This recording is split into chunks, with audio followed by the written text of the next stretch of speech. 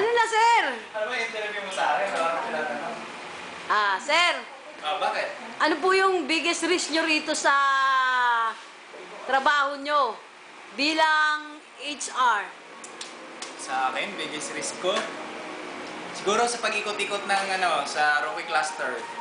Mayroon tayong na sa sobrang bilis ko na pagtawid, di ko pala napansin, mayroon palang meron pala sasakyan na bigla ang arurot. Yun, isa yun sa biggest risk ko ngayon.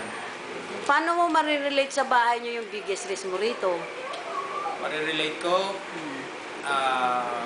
maging maingat. Maging maingat dun sa lahat ng ginagawa dun sa bahay. Diba?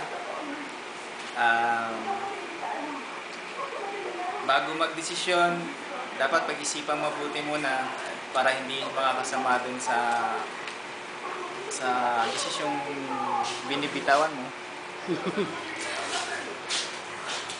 Tanong po ba yun?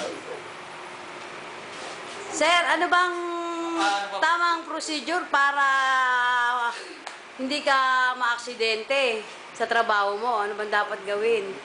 Safety first na tinatawag natin. Halimbawa, pagbaba ko ng sasakyan, sisiguraduhin ko na tumitingin muna ako dun sa kaliwa, kanan, kung mayroon ba siyang may nag-overtake na sasakyan o mayroon parating na sasakyan bago tawid. At least, di ba, ang sabi nga is mas mahalaga ang buhay, di ba, kaysa dun sa anumang bagay na gagawin mo. Kaya ingat lang kasi isa lang buhay natin, di ba?